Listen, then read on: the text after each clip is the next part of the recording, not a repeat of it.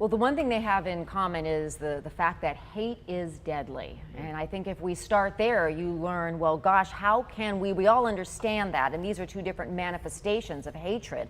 But how do you catch this before something is mailed, bombs are mailed, or God forbid somebody walks into a church or a synagogue or a place of faith with a rifle?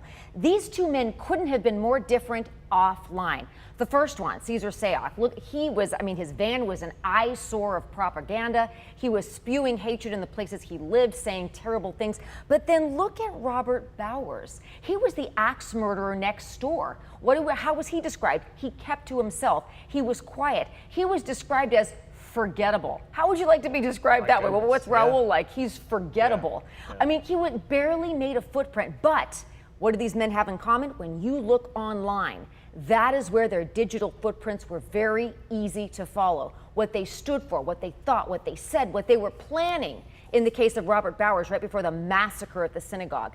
So you have to think, well, are there sites in which like-minded individuals like this can foment and can find people that hate just like they do and can be both encouraged and empowered to carry out acts of violence like they did?